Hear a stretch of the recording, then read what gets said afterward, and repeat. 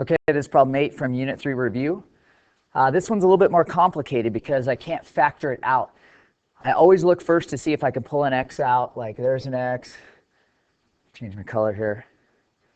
There's an x, there's an x, there's an x. There's no x in that last term, so that's not going to work. So we're going to have to use synthetic division on this one. Now I'm going to cheat and use my calculator because I don't want to randomly plug in numbers with synthetic division. So I'm going to go and turn it on, hopefully. Turn it on. And you'll notice I already entered my equation into y equals. And I'm going to look at a graph here, excuse me, a table. And when I look at my table, I'm going to go and pull this off so I can use it. This helps me set up my synthetic division. Now I have a couple options here. Shrink this a little bit. I can do either positive 2 would create a y value of 0, and negative 2 would create a y value of 0. And when I get down to the end here and I start graphing this thing, I know both positive 2 and negative 2 should be in my 0 set. I'm going to choose positive 2 because it's definitely easier. And this goes here in the box. I use all of the leading numbers here for my synthetic division. So I get 7, negative 2, negative 28, and positive 8. And I put a line underneath it, and then the first number drops straight down. And then I multiply whatever's in the box by the bottom row. And that tells me what goes right here. And I get 14. And then I add down in vertical columns. This gives me 12.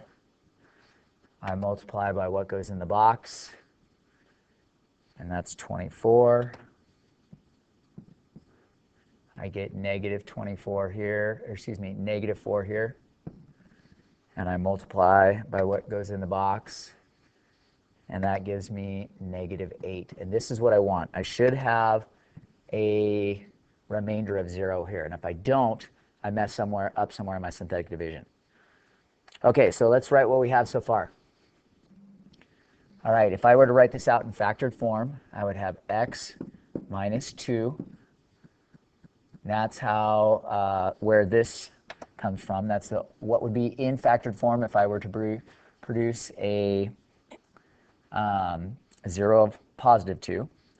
And then I'm going to use this stuff right here to create a trinomial. I get 7x squared plus 12x minus 4. And all of this should be greater than or equal to 0. All right, I'm going to leave this first binomial alone, and now I have something I can factor. The only first items that would produce a 7x squared are 7x and x. And I'm looking for numbers that multiply to 2 and negative 4. And my signs have to be different. And it's going to be plus minus or minus plus. I'm going to do minus plus because I remembered negative 2 here was also in my table. So I'm kind of cheating here a little bit. I'll put a 2 here. And we'll do a quick check. The inners give me negative 2x. The outers give me positive 14x.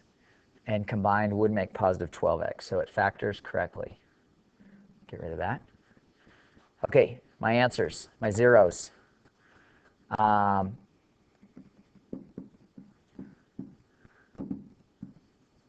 first one is going to be positive 2.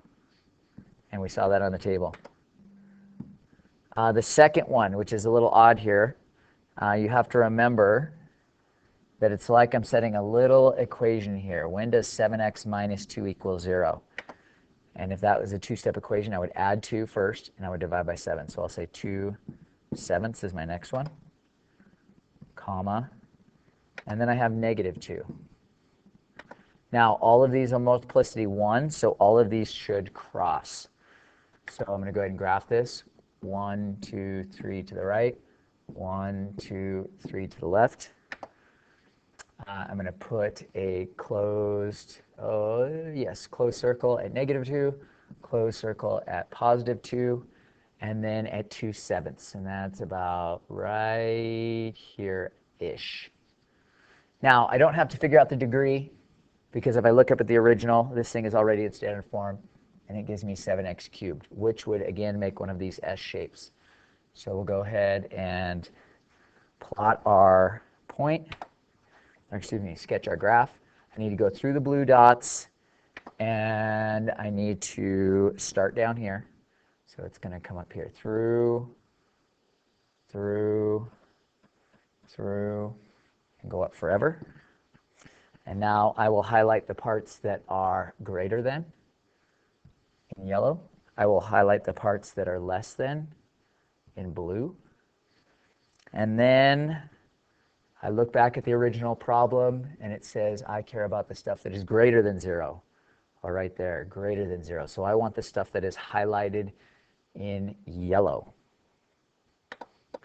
So my answers are going to be between these first two blue dots, which is -2 and 2/7, and I can include those answers.